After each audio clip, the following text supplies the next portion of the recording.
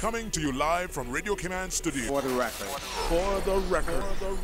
Hear from your government officials, independents, and the opposition on issues that matter to you. The record. Engage in an open dialogue between residents and lawmakers. For the record. The record. Informative, impartial, insightful. This is your talk show. 1-800-534-8255. Your calls, your input.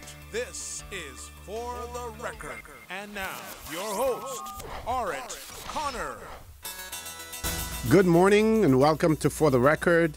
Today, Friday, the 6th day of October 2017. I want to thank you, our listening and viewing audience, for allowing Radio Cayman and by extension For the Record into your homes, into your vehicles as you traverse the busy and wet roads of the Cayman Islands, into your places of work, whether it be an office cubicle or if you're working in the outdoors. For the Record is a show produced by the staff and management of Radio Cayman, and it is geared towards keeping you abreast of issues as they arise and play out on the local, regional, and international scene. I am your host, Orit Connor. My two co-hosts in the studio with me this morning, Dr. Steve McPhail, Ms. Teresa Pitcairn. We have no guests with us this morning, and I will explain that to you a little bit later on as well. So, of course, you are welcome to join us on For the Record every Monday, Wednesday, and Friday from 7:30 a.m. until 9:30 a.m. Our phone lines are always open, and there is always someone there waiting to take your calls. If it's not that beautiful full radio voice of Miss Susan Watson, it is the voice of Mr. Paul Akai, who is with us this morning as well. You can call us on our toll-free number provided courtesy of Flow. That toll-free number, 1-800-534-8255. You can also call us on 949-8037 and the 949-6990. Of course, if you don't like to talk on the telephone, then email us at For the Record. That is one word, For the Record, at candw.ky. Now, due to the fact that we will have no guest in the studio with us this morning, we will have more of an opportunity to have open mics so that our callers can call in. You may even get a little bit more time to talk this morning than you usually get as well, due to the fact that we don't have any guests in our studio. Now, it was planned that Mr. MLA, Mr. Chris Saunders, would be with us this morning, and he actually wanted to talk about the recent Economic and Statistics Office report that was released, but he's unable to be here this morning because something came up suddenly, and we're not sure whether or not he was able to arrange for one of his colleagues to replace him, because they also have other commitments this morning as well. So we certainly understand that, and we will trot along because there's so much for us to talk about. Of course, it's a little windy this morning. I think the weather report said winds between 15 and 20 knots. Sometimes I thought it may have been higher than that, and of course we're starting to feel the effects of the tropical, what is it called, a tropical storm now, that is in the to the west of us and moving north as well. So without any further ado, I want to say good morning to my two co-hosts, Ms. Teresa Pitcairn, Dr. Steve McPhail. Ms. T, good morning. Welcome. Morning, Dr. Steve. Good morning, OC. Good morning, Mr. For the Record, and good morning to my co-host, Ms. Pitcairn. And good morning to all the listeners in Record and For the Record land, and good morning to all of those who are listening abroad. Okay. I came this morning, and I'm a little uptight this morning, Mr. For Orit, because okay, we'll relax this. Yes, we'll relax this. I was reading an article in the Cayman News Service, and what struck me was a comment by Chris Johnson, and he's right. Chris Johnson was saying that something went wrong, and he wants to know, when did it happen? Why did it happen? He was talking about the days in the 80s and 70s and 80s when everybody worked together, and we went to the Holiday Inn, and We laughed and drank together. We played football together. We played games together. We could walk to town, to the island together without problems. And what has happened? What has happened to us now? That we're better off. That we're better off economically. Some people are better off economically, and some people are worse off. And and in those days we were better off with less than we had now. Mm-hmm. And I would say already that we are now entangled in a explicable net of uncertainty, escalating prices, exploitive markets, intolerable debts, and yet we do not have anyone stating and really clearing up the general dissatisfaction that most of our listeners feel. Okay. And that bothers me because if we keep on to this road that we're going, we are not going to wind up happy, and we're not going to pass on that kind of happiness to our children and our grandchildren. And that's the reason why I'm uptight this morning, and that bothers me because it hits right home. Okay, we have one caller. Let's go to the phone lines. Caller, good morning. Welcome to For the Record. Yes, good morning. Good morning, sir. How are you? Steve, I'm fine, and I hope you gentlemen and ladies are fine. Mm-hmm. I'm calling from the BRAC this morning because I am sort of angry inside of me for what's happening to the people and everybody else up here. Imagine I order a wheelbarrow and 1 2-gallon tank. I told the guy, put this tank in the wheelbarrow, and Thompson Shipping want to charge me $85 to bring a wheelbarrow to Cayman. It's a disgrace. And I think the people up here should start open their mind and hearts up and start talking on this radio for what is happening to them up here from Thompson Shipping. Because a few months ago, I brought up a 5-gallon can of paint, and it cost me $47. So, and one of my friends spoke to me yesterday and told me he had a fridge, and they want to charge him $350. When he found out it was $150. So if something is going around, and I need someone in this, I hope the government is listening to stop this now before we get out of hand up here in Cayman, because it's a disgrace for what they're charging people to bring something from Grand Cayman. Has anyone in the BRAC considered alternate forms of shipping things? If the traffic between Grand Cayman and Cayman BRAC is that great, maybe it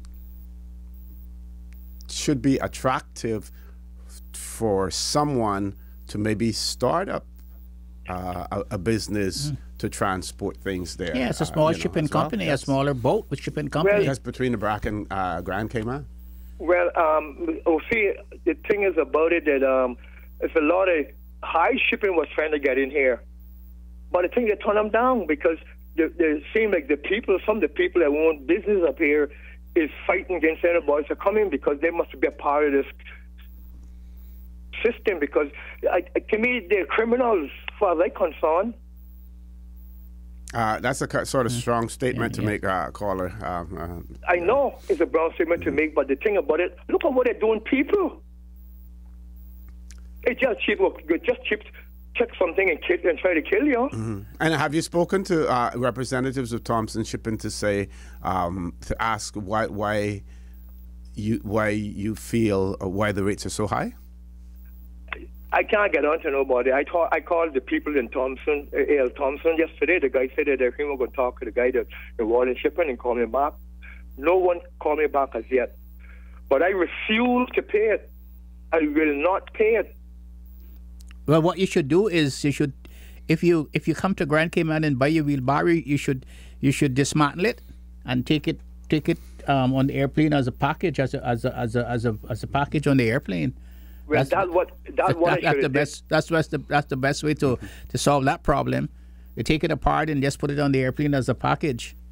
Yeah, that's what I should have did, because from now on, anything I buy from now on is going to be shipped by Cayman Airways, freight to Cayman BRAC, because I will not send anything on that barge anymore. And I hope people will understand that. Gentlemen and ladies, have a good day, and I hope in the world I could get through to someone today about it. And thank you very much. Thank you very much, caller. Thank you very much for that. Comments from anyone? I don't know enough about what goes on in Cayman Brac. Neither do I. But to me, I have always in my life tried to have an alternative because I knew that from the time I could walk and get out there was that everything was not going to be cut and dry for me and for people who like me and people who didn't have money in their pockets to be able to do what things. So I always had an alternative. And to me, I would have an alternative to get what I need to the Brac. Even if I had to rent a boat, a boat and take it there myself, I would do that. And even if I had to bring it piece by piece, on the airplane, I would do that instead of being beholden to people who's gorging me and taking my money out of my pocket and not giving me the consideration that the value for money. Now, several people have complained about the high cost of living in the Brac, especially the cost in relation to bringing things in, and not necessarily the transportation of those things, but as well as the cost on the shelf for things as well. And I would imagine that cost on the shelf is influenced by the transportation cost as well, and then the need for sellers to make a profit on what they're selling as well. I think it's something that seriously needs to be looked at in the Brac in terms of cost and how, if there's any way that the pressures can be alleviated as far as, the high costs in the Brac. Well, I don't understand. And Little Cayman is probably even more acute, I would imagine. I don't understand. It's possible that if you're importing things from the United States, and this is what the Minister of Finance said, and on the radio this morning, I heard excerpts from talks that he said that most everything is imported from the United States, and that's why we have such a high cost of living. Most everything is imported, even ice cream. We don't even have a ice cream factory in Cayman to make ice cream. And even if we had it, people are going to be more attracted to the imported stuff than because the local. Because that reminds me of Mr. Logan in Bodden Town some time ago. You heard that story. He had some beans that he had gotten from the land, and his sister came into the shop and said, "Mr. Logan, what do you have today? Have you have anything?" And he said, "No, sure, I don't have anything here. And she all I have is some beans from up in the land." She said, "I don't want them old beans. They're too hard. I don't want to cook them old beans." So he had a sack. He had a sack of empty sack that said "Made in Tampa," from Tampa, Florida, and he threw the beans in them. And next day she came back and said, "Mr. Logan, what do you have today?" And he says, "Well, look in the sack there." She said, "Oh, these beans from Tampa." And Mr. Logan said, "Yeah, they're from Tampa." And she bought the beans, and she came back, and the next day she bought all the beans and told all her friends how good those beans were from Tampa, because they were in a bag that they made from Tampa. Okay, we're going to take a commercial break now. Please stay tuned, folks. For the record, we'll be back shortly.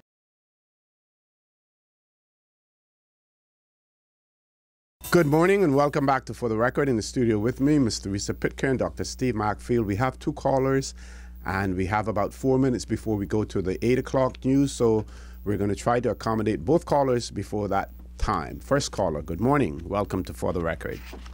Hello? Good morning. Good morning. Good morning. Mm-hmm. Good morning, sir. Hello? Yeah, go right ahead. We're hearing you, sir. Yeah, okay. This is Harwell. Steve. Yes. Just want on that story about the beans, right? Yes. It was the Biddleborden. Oh, Biddleborden, okay. Biddleborden, and the woman was his sister-in-law. Yes. Who happened to be my great aunt. Yes. Okay. Well, tell me the story, Harwell, quickly. How the story goes is that her father, my great-grandfather, had this bumper crop of beans. Yes. And he had them home in the house. And that was her name. She had loved beans, but she wouldn't touch these beans because they were grown locally. Yes. So he took them then, gave them to the Biddle, asked him to see if he could sell them. And Biddle, being the astute man he was, he put him in a half-tin bean sack that he had with the Hill Brothers Tampa, Florida. Yes. And sure enough, she goes to the little shop, looking beans. And yes, I just got in a fresh set from Tampa. And the part about that she bought them, they were so good. And kept going back and buying. And it's the same beans that she had home. Oh boy. Carl, well, you have to write that one down for me, because I need to record that one. I need to keep that, Harwell. I need to see you too. Yes, man. Okay, sir. Thank you. Thank you very much. Take care. Have a great weekend. Next caller. Good morning. Welcome to For the Record. Good morning, caller. Welcome to For the Record. Good morning, caller. Welcome to For the Record. Good morning. Morning, sir. Morning. O.C.? Yep, we're hearing you. Go right ahead, sir. Dr. Steve? Good morning, Mr. Devil. Teresa? Hi. Yeah, I want to thank you all again for this show. And I think plenty of this should be in our history books, taught in school. Mm-hmm. Agree with you. Yes. I went away for a while, so I just got back now. The devil invented the room. yes. Show the Italians what the devil is like, right? Did you get to see the Pope? No, but that was our experience. They got buildings there that before Jesus was born. Mm-hmm. I enjoyed that. Mm-hmm. And I also went to Plymouth, really in England there. Okay. Mm-hmm. And that was another good experience. That's a port city, right? Plymouth? Yeah, that's where the pilgrim took off from there. They got all the big statues and stuff there, and names of people who served in war and stuff like that. So all that was good educational experience. And next year I want to go to Germany. Okay. To visit the camp my father was in. Oh, that should be an experience. The camp is still there, fixed up part of it, and they got a big museum there. So I got to try to go there next year. Yeah, Mr. Devil, that's the reason why I couldn't find you. I hope that you don't mind, but I recommended you as one of the sports heroes to get an award this coming National Heroes Day for sports, because you were one of the great cricketers of the before 1960 when we played, and I hope you don't mind that I did that. I appreciate that. So I think I left my family to do it, so I believe they put it in, and they put you down as one of the reference. Yeah, but I put you down as I nominated you too. I nominated you. So you may get two. yes. And make me, while I remember it, or jog your memory, when I was a boy, I got a chance to play with the senior team against Georgetown. I remember that. And I went in first man keeper, last man out. I don't think that happened again. Me and Capwood's brother James opened the mat. And we went and settled down. You turn about the ball, look big as a breadfruit, I look big as a basketball. Yes. But last man out, I didn't make top score. Jim Rivers and Jim Borden from my Pakistan have been in the Navy, keeping hit the low the 4s and 6s. I went the last man. First man came with last man out, so that was history. Okay, Mr. Devil, we know the devil gets around, so all the best in your future travels as well. Sorry, we have to interrupt you there, but we have to go to our 8 o'clock news at this point in time. But please feel free to call back if you wish, because we will have the open line all morning since we have no guests in the studio. Folks, when we return, and those of you who are listening, if you have a computer, a laptop, or even on your phone, Google Royal Gazette, Hayward, HAYWARD, reveals Holistics job plan. We're going to talk about that when we return in Bermuda. Similar challenges to what we have here in the Cayman Islands. Sometimes you hear us lauding Bermuda for some of the systems that they have, and you hear some of our callers call in and talk about us being in a position constitutionally that Bermuda is in as well, and there are pros and cons to all of that. But we want to take a look at their plan that they have in terms of a jobs program for Bermudans. So if you get an opportunity, read that, because we're going to talk about it. Hayward reveals Holistic's jobs plan, and that was in the Royal Gazette on the 5th of October 2017. Please stay tuned for the record. We'll be back immediately after the 8 o'clock news.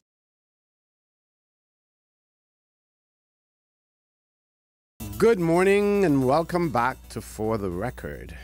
In the studio with me, Dr. Steve Macfield, Ms. Theresa Pitcairn. Before we go to this article, I just want to mention, on Radio Cayman News, we heard some comments from the Prime Minister of Dominica, Mr. Skerritt, in relation to Dominica's financial situation. And I don't want to be critical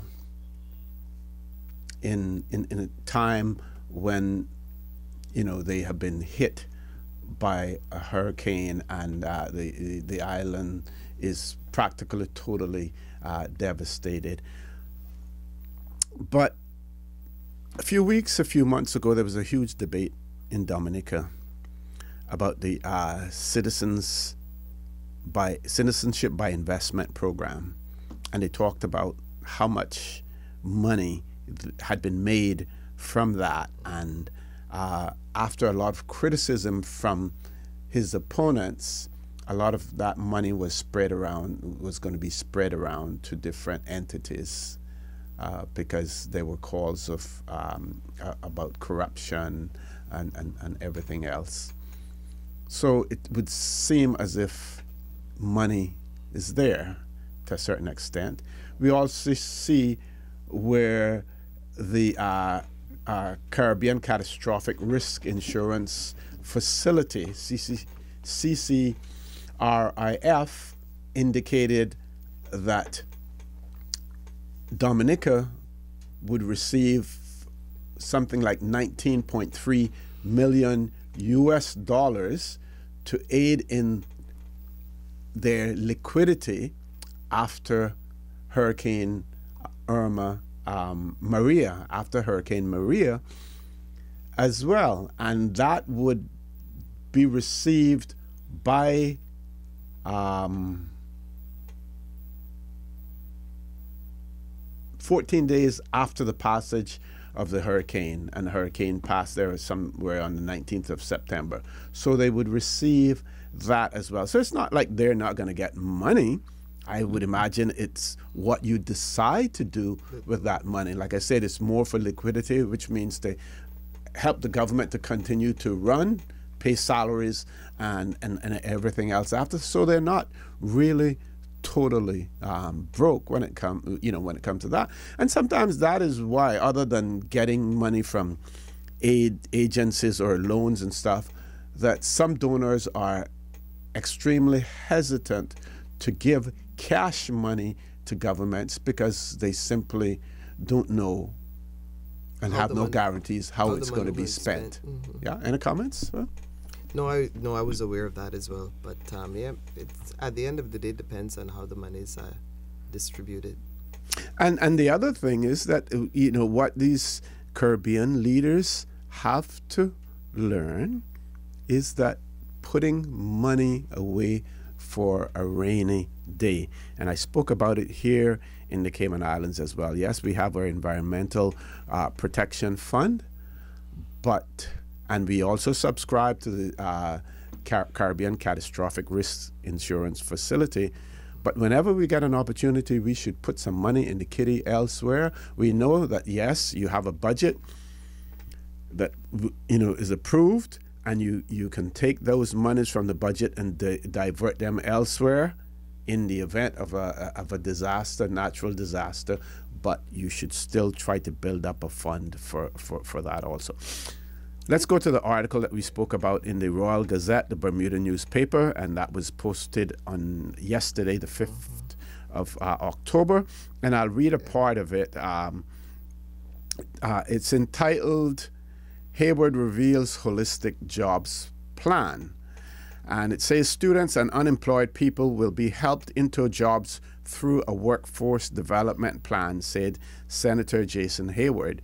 The junior education minister told the upper house that a $300,000 government grant to Bermuda College had attracted a flurry of applications from out-of-work people in response to a question from a senator. Mr. Simmons had asked, Ms. Simmons had asked the junior minister the question if government intended to partner with the Department of Workforce Development and Immigration to ensure that students who successfully complete courses are channeled into jobs. And Mr. Hayward replied that the government is planning to go a step further than simply relying on immigration and workforce development agencies. And they were going to put a holistic workforce development plan in place that would ensure that there are direct pathways to connect with jobs. And he says, and that pathway is for persons leaving high school, pathways for people that are filtering through the Bermuda College, and also pathways to persons who have been abroad and studied and seek employment in Bermuda. He goes on to say, there are also going to be pathways within the workforce development plan that creates avenues for persons that are currently unemployed and underemployed to upscale and also seek jobs, dignified jobs within our society. Mr. Hayward said the government grant available to students in the professional and careers education program for the first time had led to 56 new registrants on courses. He said 63 students from PACE program had made successful applications for the funds as well. So the thrust of it here is that it's going to be a multi-pronged approach to unemployment in Bermuda. One for those persons who are unemployed, one for those persons who are coming up through the local programs, one that has been instituted with Bermuda College, and the other one for persons who have studied abroad, gained their qualifications, and are coming back to Bermuda. People will criticize us and saying you like to copy everything that others do. But if we keep trying the same old thing over and over and expect to achieve different results, then we are grossly mistaken when it comes to that. We have to try other things as well. And I've never seen an attempt in the Cayman Islands before to have specific focuses. We know how many students we give scholarships to. We know how many are coming back. But do we have any plans for them when they're coming back? We know that the government has partnered with within tourism industry, and they have cohorts in some of those programs. Yes, that part of it is being addressed as well. But sometimes we don't know what's happening with it. We hardly hear from government these days. We have more junior ministers or more counselors. Yes, they may be busy with the budget and everything else, but we don't hear what's going on.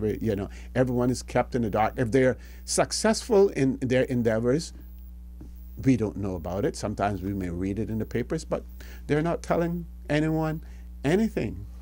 OC, so there was an article on Facebook that was shared by Alric that ran for political office previously, and that created a buzz alongside with the YouTube discussion that Al Suku MLA brought to our attention as well. So it seems to me that there is and I think in the one with the YouTube reference there were over 100 comments if I recall correctly. Not that I went through all of them, but you know, people kept talking about it. What is interesting is that the minister in Bermuda speaks to these things. He doesn't tell you how he's going to do it. So he says, and he's made a public commitment by what we saw in the media, that he's going to ensure those that are unemployed will get jobs now. Those who are underemployed will get jobs now. Those who are coming back from university, they will get jobs right now. Those who are going to university and coming back to hold certain positions, they will also get jobs in the future. But he doesn't tell us what kind of mechanisms are going to be in place to ensure that he can actually deliver on these promises. But some of those mechanisms are already there, because their immigration policy when it comes to foreigners being employed in Bermuda, much more stringent than what we have here in the Cayman Islands, for instance. So some of the mechanisms are, or at least the instruments that are there to get the machine, to get it working. My point is this, we have those things here as well. He hasn't told us what kind of legwork he is going to do to actually enforce what he says that he's going to do. So, for example, he doesn't tell us if he's going to speak to members of a particular organization and say, I got 50 people here that are unemployed. I want these 50 people employed. You might have 100 work permits. I want you to get rid of those 50 work permits and replace them with these people that are on it. Because it's that kind of conversation that you're going to have for him to actually make good the promises that he's actually making. The other thing that Dr. Steve was saying during the break was that who is held responsible for these decisions, and he was saying that in Jamaica, for example, it's the minister that is required. So Steve was saying to us that, you know, the issue is not actually granting work permits.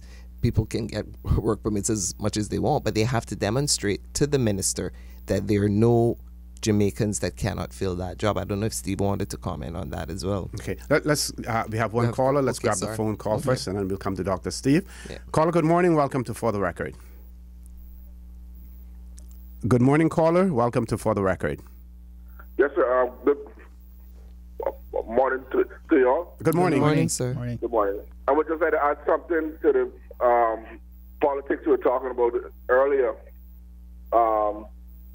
Adding to it that when they talk about not hearing from the politicians, I mean, you can't get them on the phone and they're not answering, they're not responding to their they're not returning their calls or messages at all. I don't know why, it doesn't look good. I just want them to know that. You know what I mean? And I'm calling out no special politician, but I'm telling them right now it's going to affect their next election getting in. And there's a lot of people talking about it, and it's really not good. I mean, you hear from them before they get in. And after they get in, you can't hear from them. You don't see them return your calls, and it really look bad and it feel bad, you know. So this behavior is not new, and you're expecting the behavior to change. That's my question to you. This is what's gone on ad nauseum, but we are somehow expecting them to change. And implicit in what you're saying is that it's not going to be good in 4 years. So you're going to wait 4 years before you actually respond? That's what I'm asking you.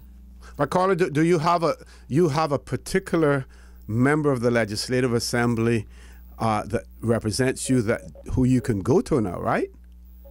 Yes, sir. And you know who that individual is, and you're saying that you have attempted to contact that individual with no results? Yes, sir. It's been weeks now. You know, when you call, they tell you that they've been away, they're busy. I understand that, but I mean, you must get responded sometime, you know? It's what they're being paid to do.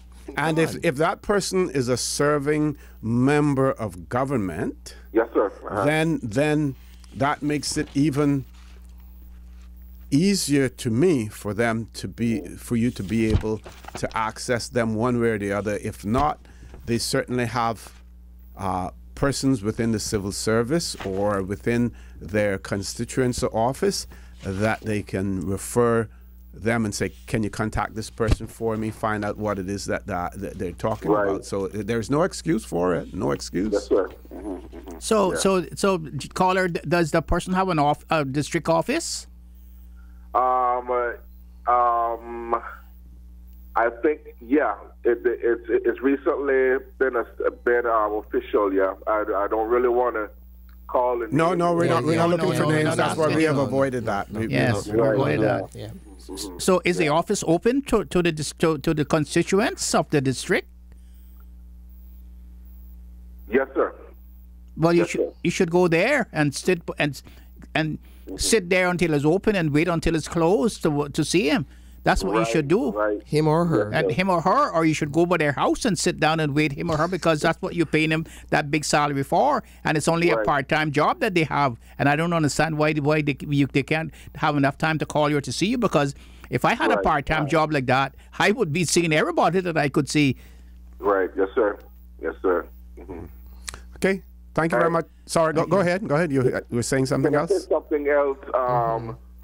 Another thing that I noticed, they've been using the election records to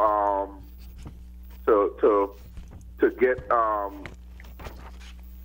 people to do jury duties. That has And I always think been. that's a good idea. That has always I think been. it's a bad idea.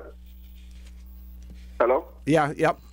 Go I ahead. think it's a bad idea, because I'm hearing from the public right now that they regret voting, because they say since they voted, they've been they've been summoned for jury duties, and I don't think they should use that method to get people to do jury duties. It's not a good idea. That is almost a universal concept, accepted universally. Almost every country does that, because that basically is one of the. You feel, for instance, that if you had to go to court and you either chose to be tried by a judge alone, or you would want your peers to be able to judge you, that's the way to do it. We don't have any other sort of national role that we can refer to.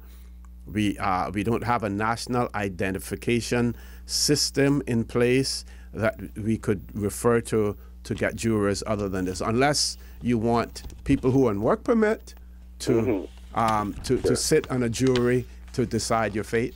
Okay. Or you want a grand jury system where you have people appointed to a jury and they're appointed for years and years and years. Yeah. Okay. Well, can I say something? Well, maybe it's a mentality of our people, but the feedback I'm getting is real. I don't know. I think it will affect the voting. Mm-hmm. In a lot of ways, because I've heard people saying that they won't be voting again. Some people that didn't vote before won't be voting again because they don't want to be jury and all kind of. I don't know. It must be the mentality of our small island. Yes. I think when people understand the importance of having a jury, as we just and once that message gets out there, their views might change a little bit. Which is why we do this show. We like to disseminate this kind of information so that we're developing a more informed community. But caller, I believe, as a lawyer in court, I believe is that people have the idea and the concept that they have been sidelined and that they have been put down, and they don't see then that they should be called for this civic duty that they have to perform, because they say people don't care about them. So why should they be called to do the civic duty? And some of them have a legitimate legitimate query, and some of them just do not want to go there to sit all day. And some of them say to me, and when I'm in court, and they ask why are they don't want to serve, they say because they do not want to lose their day pay, and they don't want to lose from their jobs, and they do not want to get involved into the criminal system, justice system. Okay, caller, we're going to ask you to leave us there, please. But you very good points, and we hope now that you have a better understanding of why we use the voters list for that. Sorry. Hello. Yeah, I just want to say that they pay for it now. Yes, yeah. Yeah, you get paid for it anyway. Of course, but it's not really commensurate with what you would normally get on your job, or even Right. to, yeah. Okay, thank you very much, caller. We're going to take a commercial break. Please stay tuned for the record. We'll be back shortly.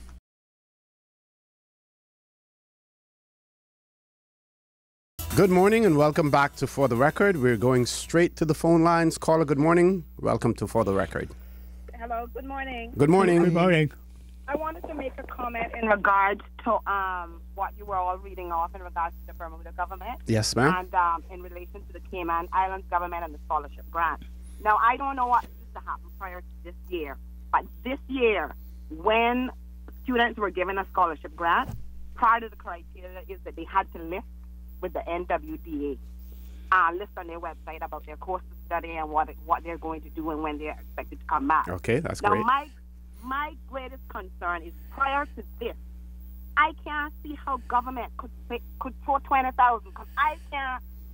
In other words, if I'm investing in my child, I can't just throw money at something and don't know if I'm going to get a return on it. And it's unfortunate that I'm going to make the statement that in the past, I guess that they were putting money, I'm grateful for it, towards scholarship and couldn't at the end of the day say, well, when the child is coming back, the course of study. Now, I'm hoping that the information that the NWDA has collated will be used, in fact, to channel these children when they come back. Mm-hmm. As I said, I know that this year they have done it.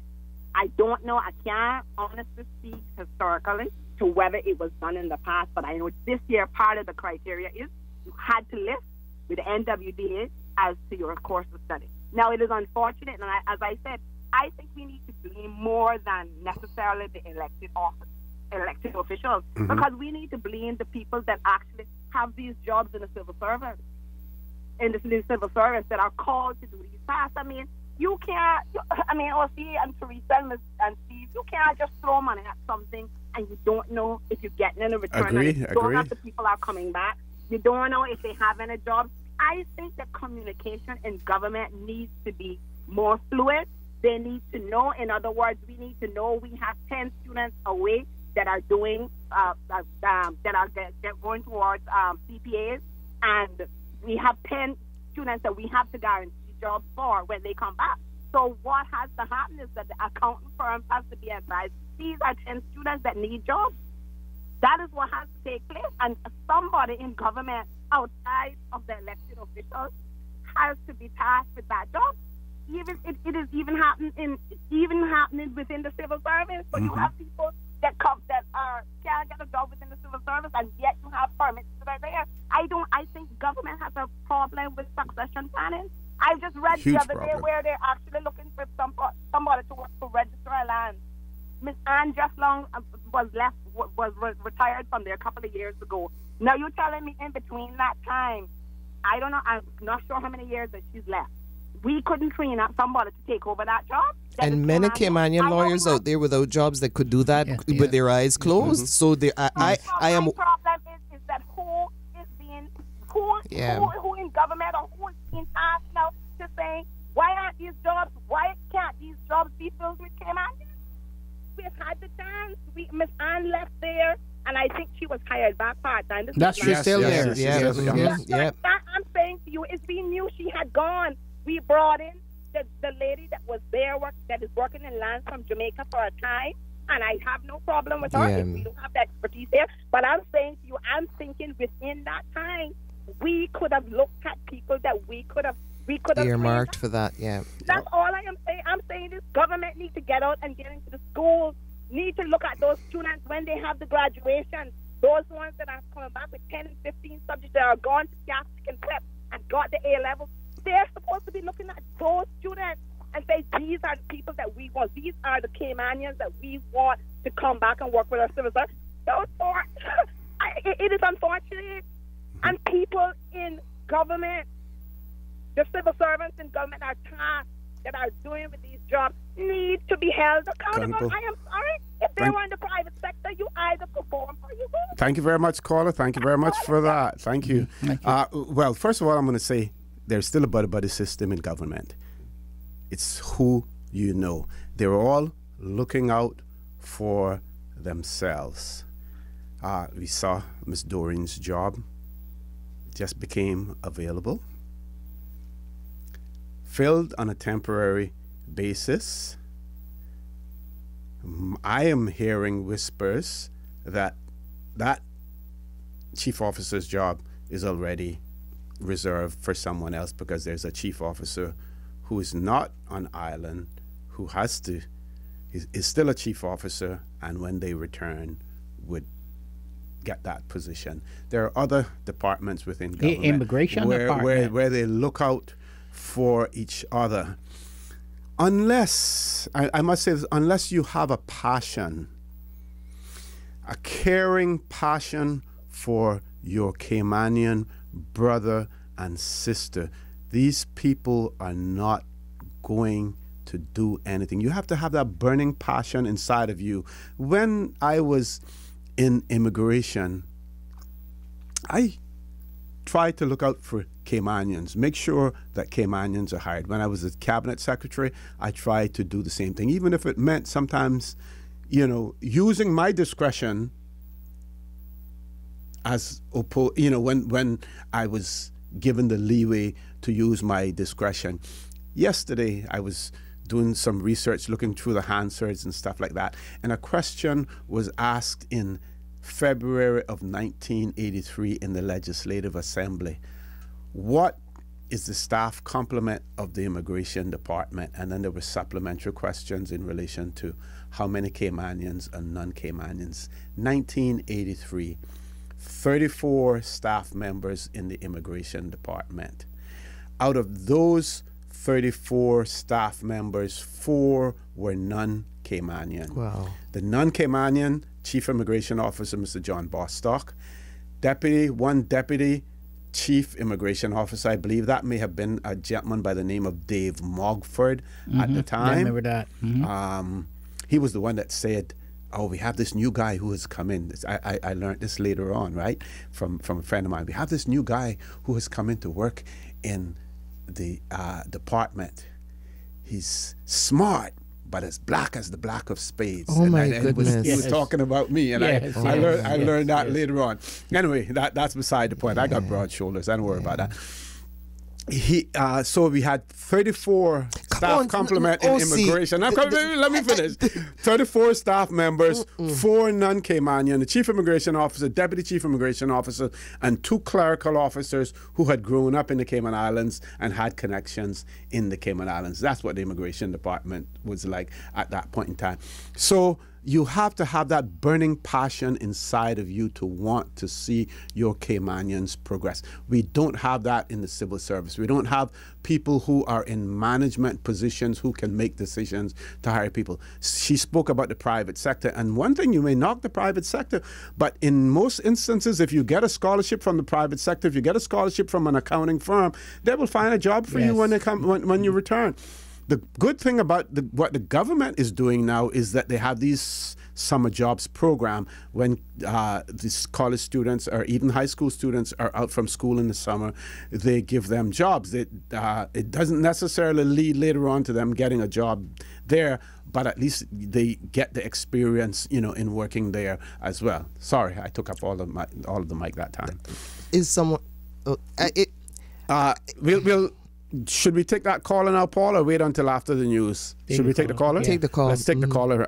We don't want the callers to wait too long. Caller, good morning. Welcome to For the Record. Good morning, Mr. O.C. and your panel there. Good morning, sir. Good morning. This is John Douglas, the president of the Cayman Islands Seafarers Association. Yes, sir. Some weeks ago, I heard someone calling in talking about how difficult it is to get the members of the Legislative Assembly. Some weeks ago, I went to the minister that is responsible for Seneco, and I explained to him what the hardship it is for seamen who, when they go to United States for medical reasons, when they come back, they're slapped with a 10% of the bill because the Seneco will only pay 90% for us. And I asked him to see what he could do about it for us. That's been weeks ago, and I have never heard anything from that minister since to say whether he was going to do anything or whether he did anything or anything. Never heard anything. I've been trying now for months to try to get to the Chief Officer of Health to find out what is happening to the telemedicine code that Marvin Conley has given her for the robot that the seafarers bought for the hospital, and we can't get it in operation till we get these codes. Marvin Conley has sent me an email saying that the codes has been sent to the Chief Officer of Health to be published and gazetted, and I cannot get a word about that. I called the Minister of Health, I don't know how many times. The last time I called him, it seems he was off island, and he sent me a text saying off island, and that is all I have ever heard from him. And I believe you asked Mr. Miller also to look into it for you? Yes. What is wrong with these people? We are the people that built the island, and we can't get no answer from them. Anyway, thank you very much for listening to me. Thank you very much, caller, for that. We're going to go to our 9 o'clock headline news at this point in time. We have one caller. We're asking that caller to hold on because we will be with you as soon as the headline news is done, which is a very short headline news, so don't worry too much about that.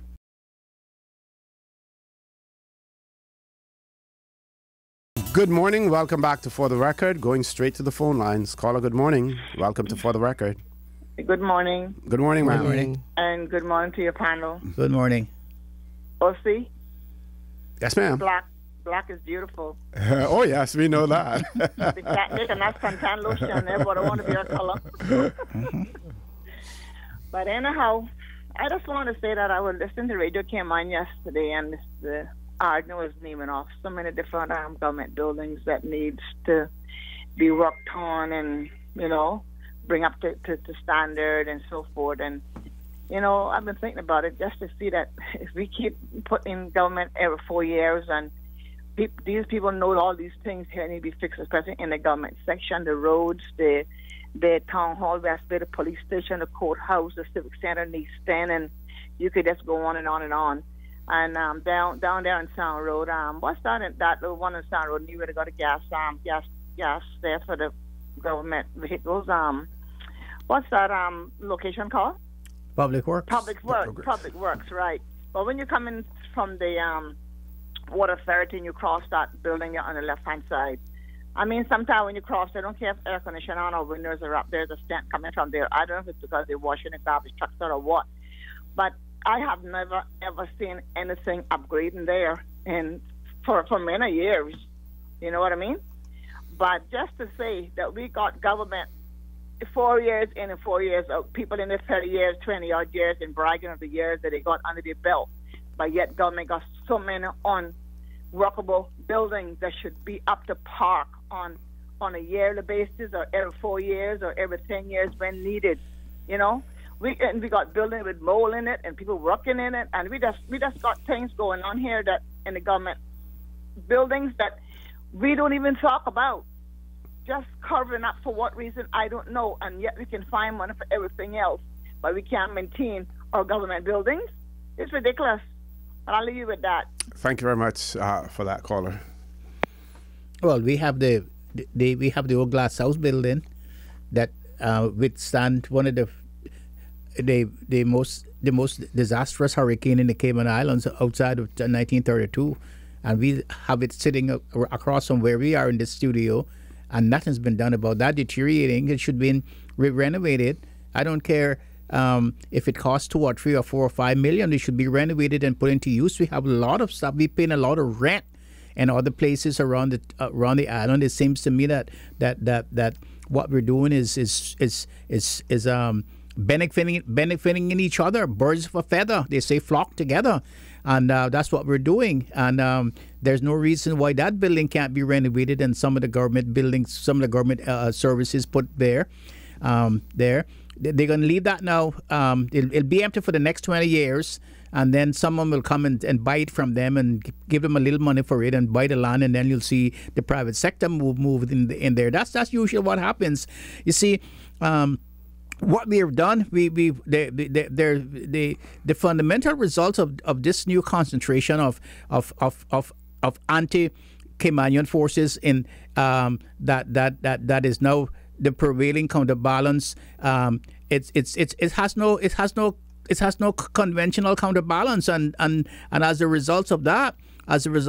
We are left at the mercy now of the private sector. It seems the private sector runs the show and tells them what to do, and that is the extent of the power of our legislative assembly and the people who we elected.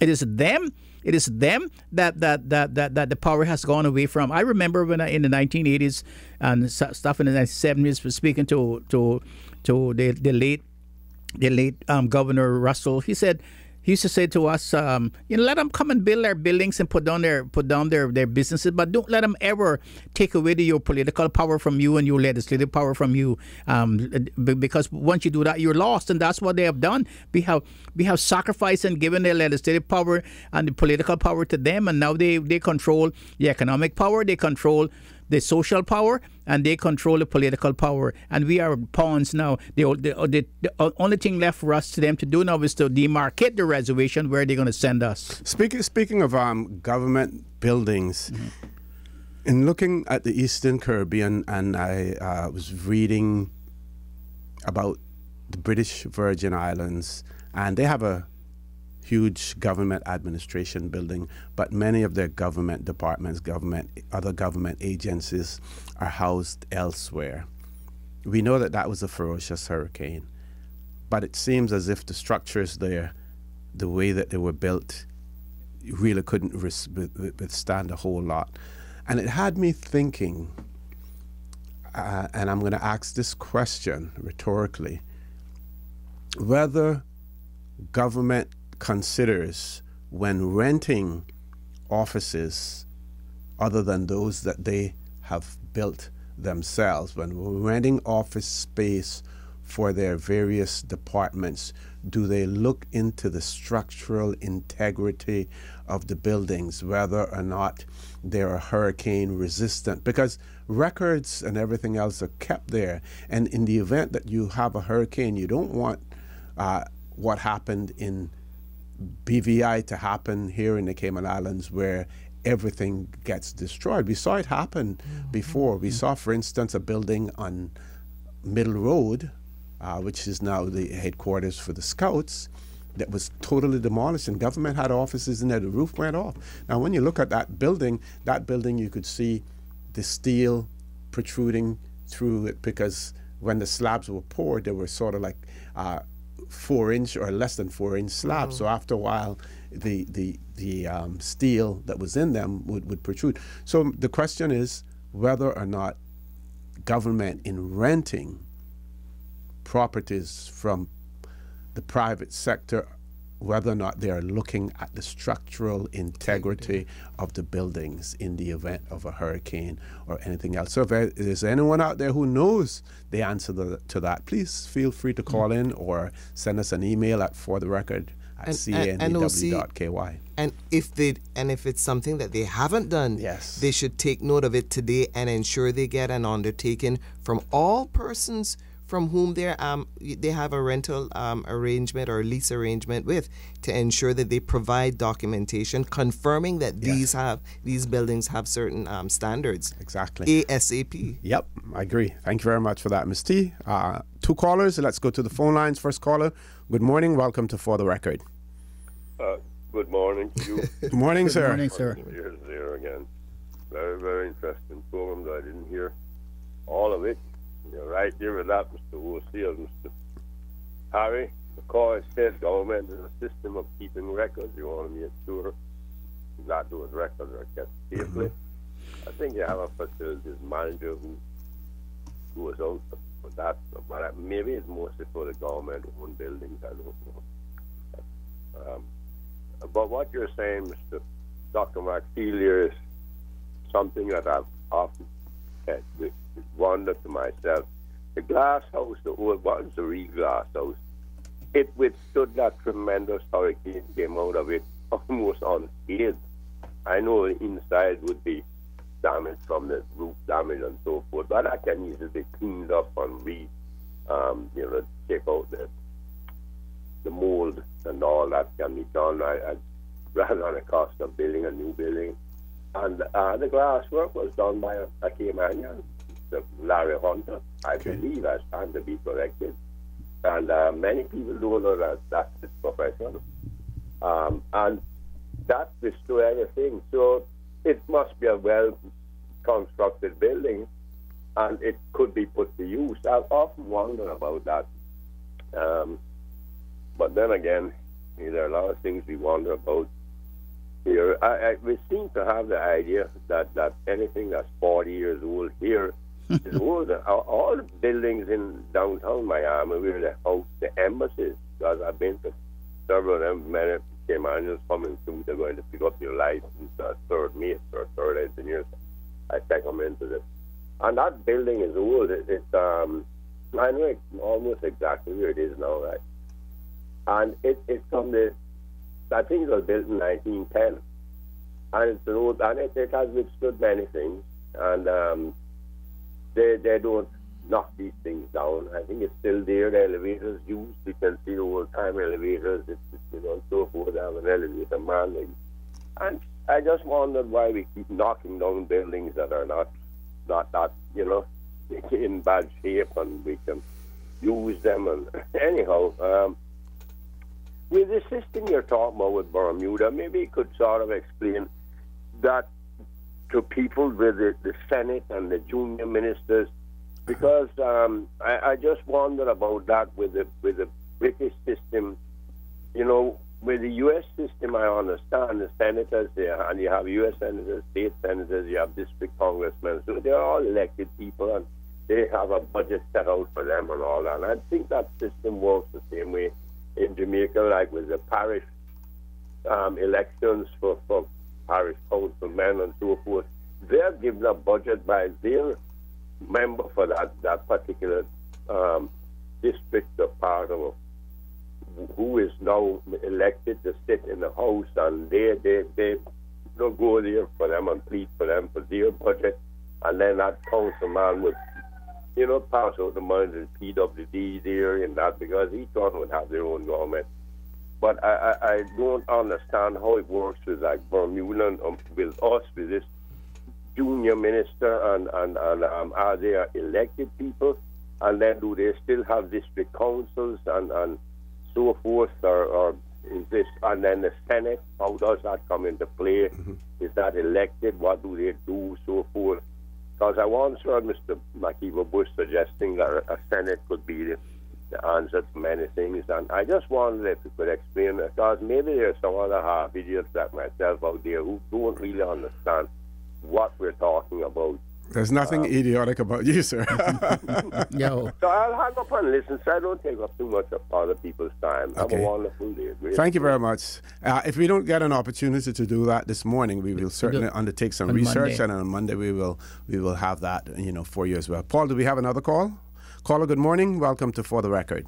Good morning, OC, and to your wonderful panel. Good morning, sir. How are you? Doing pretty good, thanks. How are you doing? I'm fine, sir. Thank you. I just wanted to make a brief comment in regards to the glass house, the old glass house, and to clear up any doubts about thoughts that might have been given in the past to renovating that building.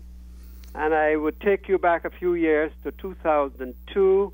During my ministry, I was perhaps the first minister that started the design for the now government administration building. Mm-hmm. In that design, it was intended, the architects were told to include in that a passageway probably 10 to 12 feet above the ground that would have connected to the glass house, and that the glass house should have been renovated at that point so that it could have accommodated a number of civil servants and public officers that were renting elsewhere. Unfortunately, that did not go through because of some excuses about the shortage of funds at the time. Mm-hmm. But I believe that that would have been the ideal time. That was, I think, in 2002, which is about 15 years, quite a few years ago. And that would have been the ideal time for us to have done that, because my understanding is that at present, although the building might have withstood the recent bad hurricane, Ivan, and so on, I understand that it is getting a lot of mold throughout the building. Yes. And that could be very dangerous for anybody to try to go and work in. It would have to be properly cleaned up and also strengthened, renovated to be able to, for use. Also, just to mention for information, it was also a plan for the present government administration building for 2 to 3 stories for parking on the inside the building, to avoid our officers, especially females, having to be walking in and out of that building at night when they're working late, and also to provide for people in need of housing in case of a very bad hurricane. Now, this also was scrapped at the time, but like my master ground transportation plan, I was going to make a note of that. Yes, I was told that I was a little ahead of my time, but I think it would have been an excellent idea for that building to have been connected to the other one with security guards on either side, so unauthorized individuals would not have been able to traverse from one to the other. But that would have satisfied a problem for many years to come. I just wanted to make those brief comments. Dr. Pearson, before you go, Dr. Pearson? Hi, brother, Dr. Steve. Before you go, I hope you don't mind, but I recommended you for one of the sports awards and the next Natural Heroes Day. Thank you so much. That's a long time ago. Yes, yeah, 1955. Yeah, that's right. When you were the sportsman of the year. All Island champion. All Island champion. Yes. And you won the cup and for East End. I think that was probably the only time, or one of the only times, that the East End won the cup.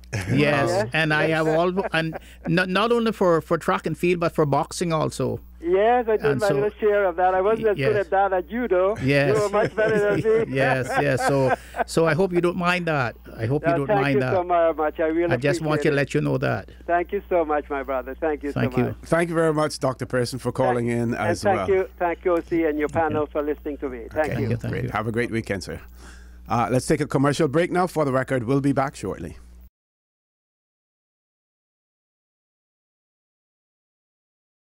Good morning and welcome back to For the Record. In the studio with me, Mr. Risa Pitker and Dr. Steve Macfield. Dr. Pearson mentioned, being before his time as far as the master ground transportation plan is concerned.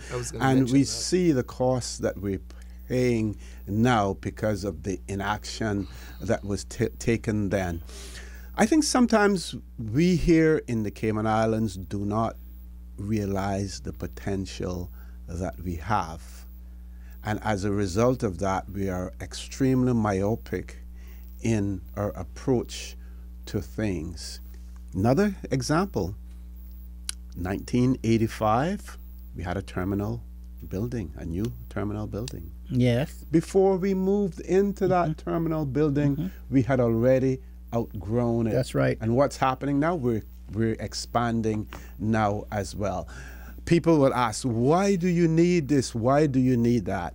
There are many people who are critical about the cruise pier facility. We don't want to, 10 years down the line, be saying the same thing that we said about the master ground transportation plan and everything else. If we had done it, then what would have happened? We have to have the ability to look into the future. We see these numbers coming out all the time. Tourism grows by such and such.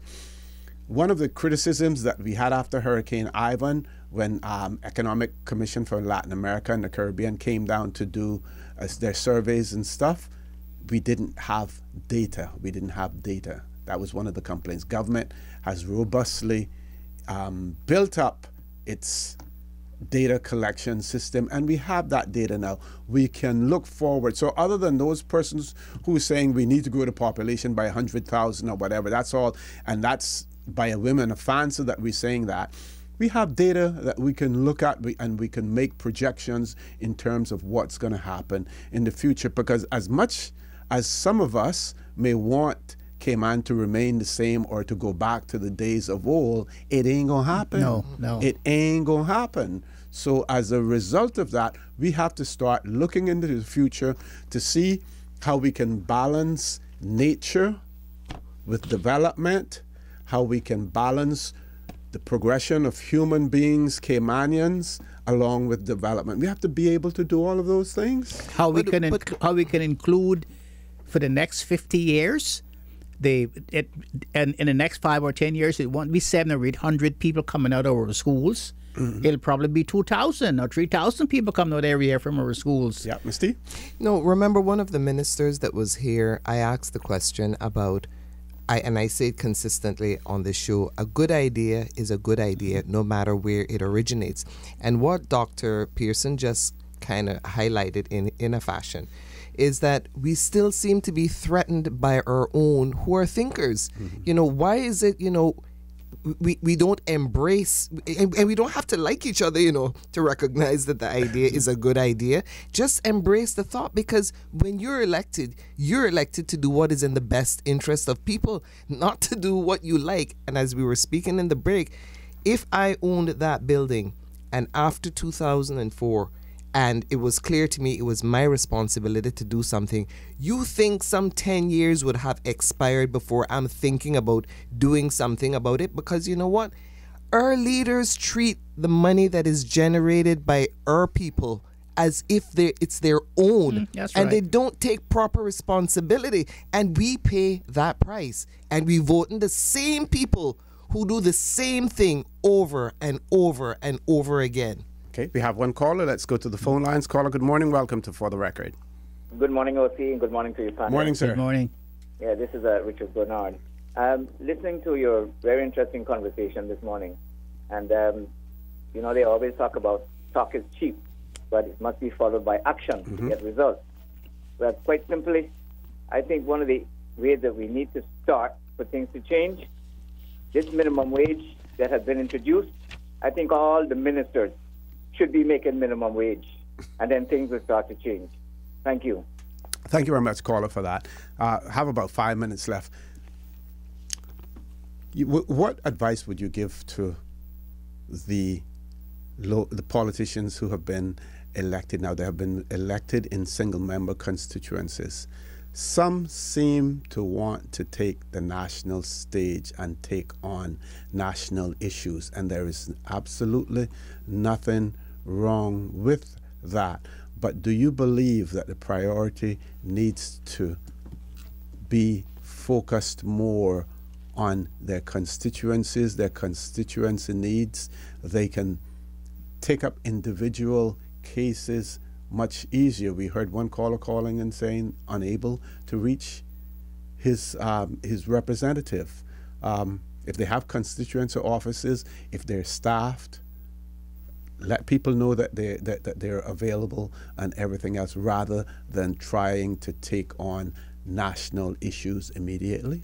What are your views on that? There are three basic functions of an MLA. The first function is he is a lawmaker, and that is the most fundamental function, the lawmaking. The second function for the MLA is debating and scrutinizing the government, and the Legislative Assembly scrutinizing and scrutinizing the government and making sure that the government is governing in a way that benefits all the people. And the third one, which is as valuable as the first one, is to take care of his constituents in the district in which he has been elected. He's their spokesman. He is their conscience. He is the person who goes out and advocate for their needs and their and the things that makes this constituency better.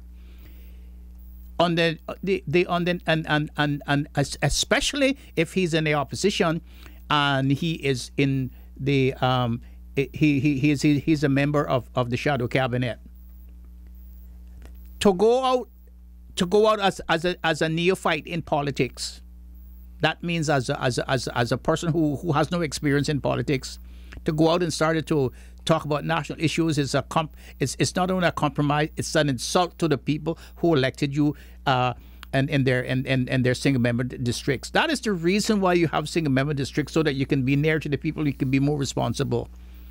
Now, I find it really hard to accommodate some of them right now, because I remember, and Teresa, you noticed when they were run for election, they were in my office sometimes 2 and 3 times a day, and invited me to come on their platforms to say things and stuff, in which I refused to do because I wanted to stay independent. I wanted to stay because I was on the radio. I don't see any of them now. They complain that they don't have the expertise that the government has, because the government has lawyers and experts on their side. And we said, here we are, Teresa and I said, at least we are local Caymanian lawyers. Here we are. We will help you with your motions and your laws and your amendments and things and your bills that you have to bring before the legislative assembly. Not one of them have contacted us. They don't want to see us anymore, because that is how it ensures here. Once they get elected, they go off into a drift and dwell in things that a lot of them have no experience in. Okay, Ms. T? I really don't have too much to say. But I will say this. I hope you guys don't play that song anymore, that she's as black as a ching ching and oh but she's sweet, because I find that so egregious and so offensive. Yeah, I mean, but yet in the 60s and 70s we danced and sung it.